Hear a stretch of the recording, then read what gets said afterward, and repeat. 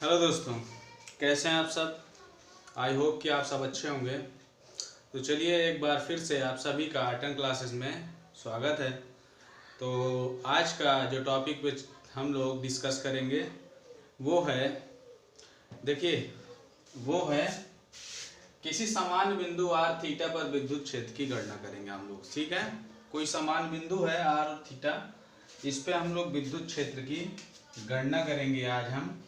तो दोस्तों इसको ये डेरिवेशन भी आज हम एक एक करके बढ़िया से देखेंगे। तो इसको एक एक करके बातों को समझते चलेंगे और सब लोग जैसे पिछला डेरिवेशन किए हैं वैसे ही अगला वाला देखेंगे। एग्जाम की दृष्टि से ये इम्पोर्टेंट है, तो इसको हम लोग आज देखेंगे। ठीक है, तो देखिए सबसे पहले इसमें समझना क्या है, आपको पिछली बातें याद होना चाहिए। पिछली बातें याद होने का मतलब, जैसे निरक्ष पे क्या था विद्युत क्षेत्र का मान और अक्ष पे क्या था विद्युत क्षेत्र का मान, ये आपको याद होना चाहिए। ठीक है, ये दोनों बातें आपको याद होना चाहिए, वरना आपको याद होने कोई मतलब नहीं है। तो यहाँ पे जब देखे थे हम लोग, यहाँ पे विद्युत क्षेत्र का मान कहाँ पर था, यानी अच्छी वाली स्थिति में विद्युत क्षेत्र का मान जिस तरफ P का दिशा थी उसी तरफ विद्युत क्षेत्र की दिशा थी अच्छी वाले कंडीशन में। तो विद्युत क्षेत्र का मान हम लोग क्या पढ़ते थे, 2kP बटे R3 ये पढ़े थे, यानी कि अच्छी वाली कंडीशन में। तो अच्छी वाले उसमें पढ़े थे हम लोग विद्युत क्षेत्र का मान ये पढ़े थे। और निरक्ष वाले में याद होगा ऐसे, ये इधर P की दिशा थी और इसके जस्ट इस तरफ E की दिशा थी। ठीक है, इसके जस्ट तरफ इस तरफ E की दिशा थी। तब हम विद्युत क्षेत्र का मान क्या पढ़े थे, KP बटे R3। तब हम लोगों ने ये पढ़ा था। तो ये हो जाता है निरक्षीय और अक्षीय वाली कंडीशन में, ये विद्युत क्षेत्र का मान हम लोगों ने पढ़ा था। ठीक है, अब आगे इसको याद रखेंगे। इसमें एक बात हम आपको और याद करवा देते हैं कि जब अच्छी वाली कंडीशन हम लोग पढ़ रहे थे, यानी कि जो अक्ष पे पढ़ रहे थे विद्युत क्षेत्र, यानी कि बिंदु जिसकी तरफ P था उसी तरफ विद्युत क्षेत्र का दिशा था। यानी कि हम कह सकते थे कि E एक्सिस का जो दिशा थी वो बिंदु P की तरफ थी। ठीक है, और जो निरक्ष पे हम लोग कह सकते थे, यानी P की दिशा इस तरफ थी और निरक्ष पे E की दिशा जो विद्युत क्षेत्र की दिशा थी वो उसके अपोजिट थी। तो ये अपोजिट थी, एकदम इसके अपोजिट थी, यानी इसकी दिशा इस तरफ P की और E की दिशा इस तरफ थी, यानी कि एक दूसरे के एकदम अपोजिट था। तो इस वाली कंडीशन को हम लोग एकदम से याद रखेंगे। ठीक है, तो चलिए इसमें हम लोग आगे बढ़ते हैं। डेरिवेशन ये है, तो ये हो गया उसका चित्र। ठीक है, तो हम लोग आगे इसी बात पे हम लोग चलते हैं। तो सबसे पहले इसमें अक्ष वाला कंडीशन लगा लेते हैं कि देखिए दोस्तों, अगर इसमें अक्ष वाला कंडीशन लगाएंगे तो इस बात को हम समझेंगे कि अक्ष वाले में यानी P की दिशा किस तरफ होती है, -Q से +Q। समझिएगा एक एक बात को एकदम कायदे से। P की जो दिशा होती है वो किस तरह होती है, -Q से +Q होती है। तो अच्छी वाली कंडीशन में -Q से +Q P की दिशा होती है और P की दिशा जिस तरफ होती है उसी तरफ विद्युत क्षेत्र की दिशा होती है। बात समझ में आया, उसी तरफ विद्युत क्षेत्र की दिशा होती है। तो यहाँ पे देख लेंगे अच्छी वाली जो कंडीशन में, यहाँ पे यानी कि E जिधर P की दिशा होगी उधर ही विद्युत क्षेत्र की दिशा होगी EA का मतलब एक्सिस, यानी कि ये अक्ष वाला विद्युत क्षेत्र है। ठीक है, तो यहाँ पे जिधर P की दिशा होगी उधर ही E की दिशा होगी, ये बात कंफर्म हुआ। ठीक है, इसका मतलब हमें पता चल गया। अब हम लोग क्या करेंगे, निरक्ष वाला कंडीशन देखेंगे। और निरक्ष वाले कंडीशन में हमने घटक की बात किया था। मैंने कहा था कि थीटा के साथ यानी थीटा के पास वाला जो एंगल बनाएगा वहाँ पे क्या होगा कि वो cos थीटा होगा, यानी कि ये वाला घटक ये P cos थीटा होगा। ठीक है, ये क्या होगा, P cos थीटा होगा। और एंगल के विपरीत दिशा में या एंगल से दूर, एंगल के विपरीत दिशा, एंगल से दूर जो घटक होगा वो साइन थीटा होगा। यानी ये थीटा है और तो एंगल से ये बनाएगा यहाँ पे ये पी साइन थीटा बनाएगा, ठीक है ना। पी का घटक है ना, तो पी साइन थीटा बनाएगा।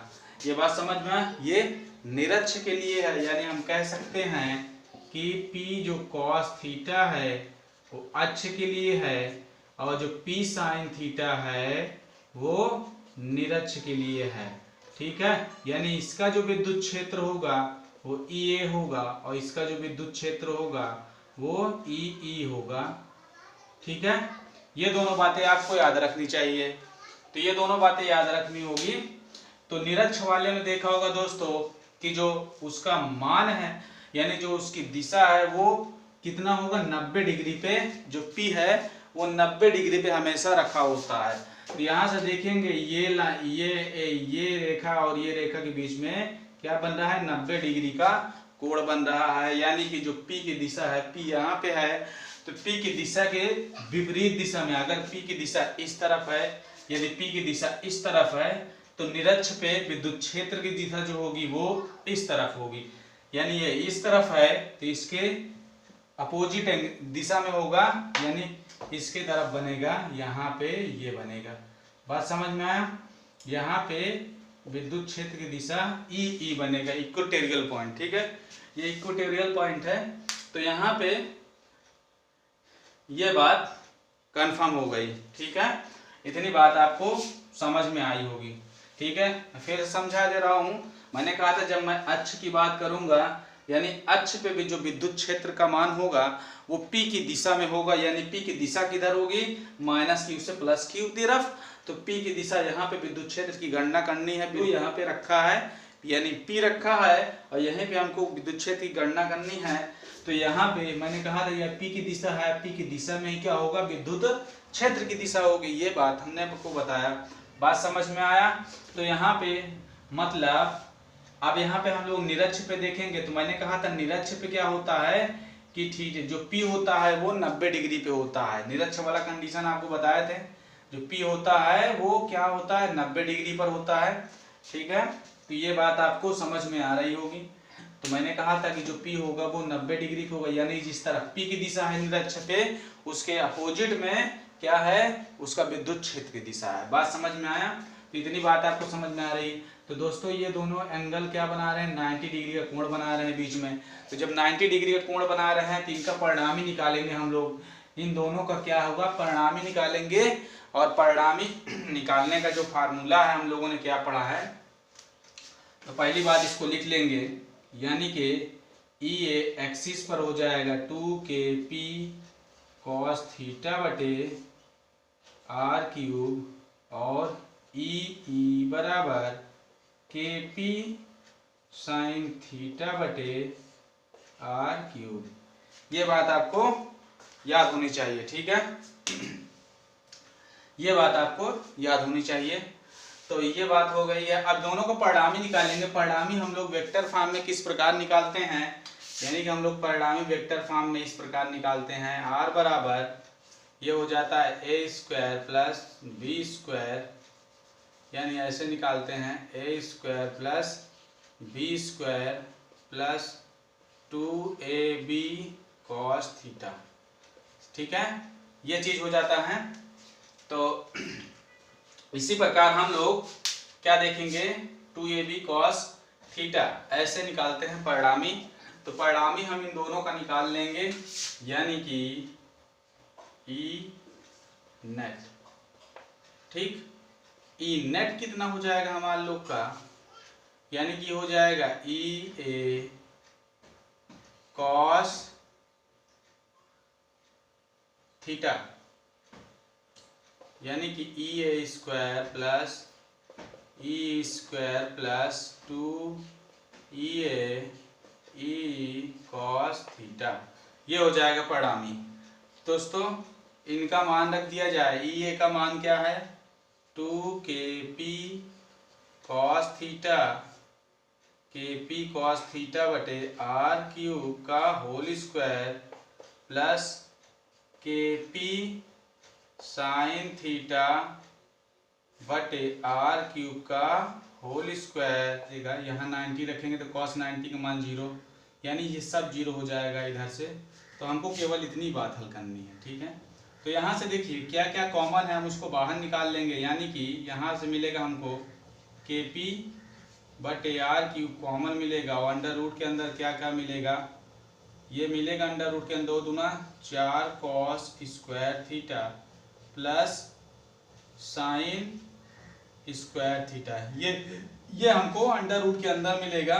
तो हम इसको हल कर लेंगे KP बटे आर क्यूब, और यहाँ से हम लिख सकते हैं इसको क्या लिखेंगे 3 cos square theta plus cos square theta plus sine square theta. इसका मान 1 हो जाएगा। आप सब जानते हैं, नहीं जानते हैं तो नोट कर लीजिएगा कि इसका मान गणित में 1 होता है, ठीक है। तो ये बचेगा 3 cos स्क्वायर थीटा प्लस का 1, इसका मान गणित में 1 होता है, बात समझ जाइएगा। तो ये हो जाएगा ई नेट का फार्मूला जो निकल के आया दोस्तों, यहाँ पे ये हो जाता है। अब देखिए इसमें जब हम लोग अक्ष वाले में थीटा का मान क्या होता है, अक्ष वाले कंडीशन में जो थीटा का मान होता है यानी कि वो 0 होता है। जो थीटा का मान होता है अक्ष वाले कंडीशन में 0 होता है। 0 इसलिए होता है क्योंकि जो P की दिशा होती है, P की दिशा की तरफ विद्युत क्षेत्र की दिशा होती है, दोनों क्या होते हैं एक ही अक्ष पे स्थित होते हैं, इसलिए थीटा का मान जो होता है वो 0 होता है। बात समझ में आया। तो यहाँ पे जब थीटा का मान यहाँ 0 0 रखेंगे तो cos 0 का मान क्या हो जाएगा 1, cos 0 का मान यहाँ पे 1 हो जाएगा। बात समझ में आ रही, cos 0 का मान 1 हो जाएगा। तो अच्छी वाली कंडीशन में हम लोग यही पढ़े थे। और जो यहाँ पे निरक्ष पे देखेंगे तो निरक्ष पे हम क्या पढ़े थे कि थीटा का मान जो होगा 90 डिग्री होगा, और थीटा का मान जब यहाँ पे 90 डिग्री रखेंगे, थीटा का मान जब यहाँ पे 90 डिग्री रखेंगे तो 90 डिग्री क्या होगा, यहाँ पे ये सब क्या होगा 0 हो जाएगा, बचेगा केवल 1। तो निरक्ष पे आ जाएगा KP अपान आर क्यूब। ये बात समझ में आया, ठीक है। तो यहाँ पे आपको अच्छी तरह समझ में कि हम जब 0 भरते हैं तो यहाँ पे 1 हो जाएगा, यानी 1 का 1 और 1 2 होगा, और स्क्वायर इसका, तो ये पे यहाँ पे क्या हो जाएगा अक्ष वाला निकल के आ जाएगा। तो यहाँ पे इतनी बात हो गई है। अब हमको आगे बात करना है। आगे अभी बात क्या करना है कि यहाँ पे अगर हम थीटा का मान यानी कि इसका दिशा देखें, ठीक है, दिशा यानी हम tan थीटा अभी हमको निकालना है।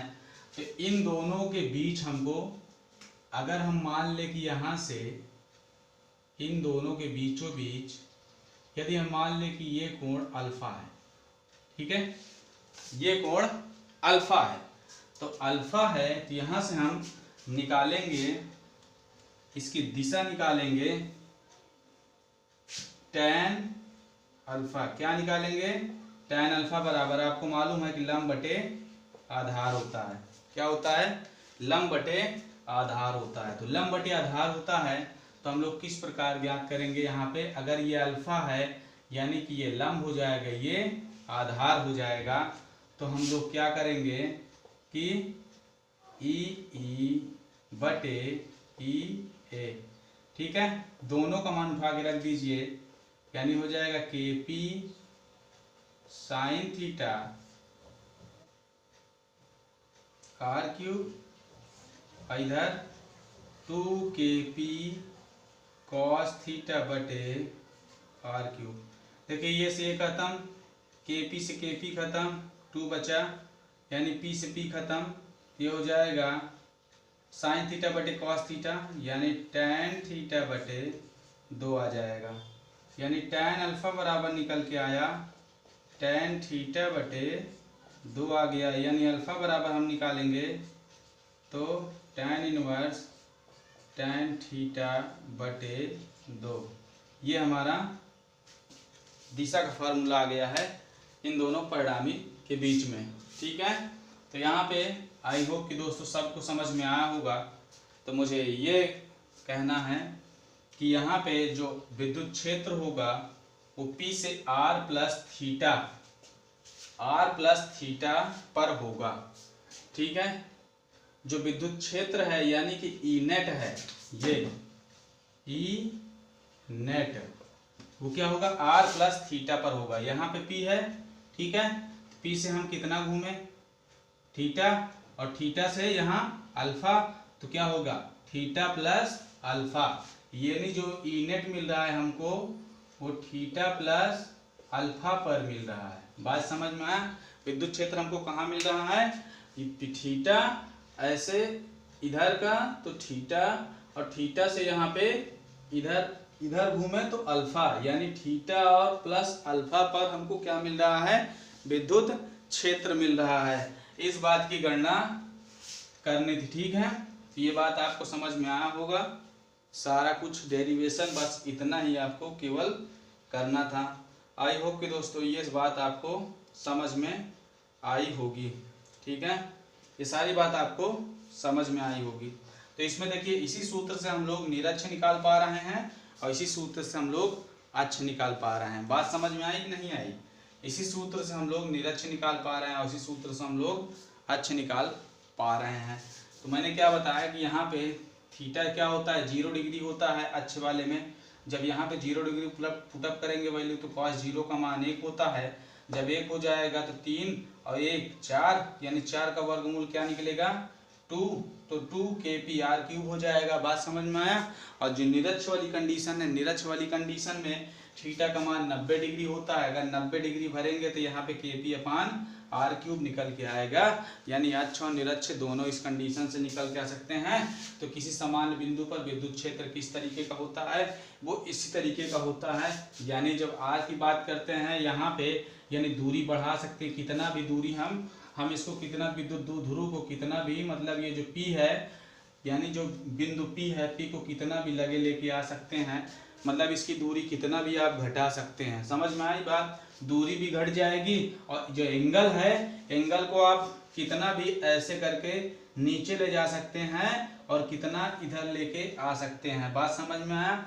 या इसको हम नीचे लेके यदि इस पे चले गए तो क्या हो जाएगा, ये अक्ष वाली कंडीशन हो जाएगी, यानी अक्ष वाली कंडीशन बन जाएगी, यानी P की दिशा जिस तरफ उस तरफ E की दिशा, तो 0 डिग्री पे हो जाएगा, अक्ष वाली कंडीशन बन जाएगी।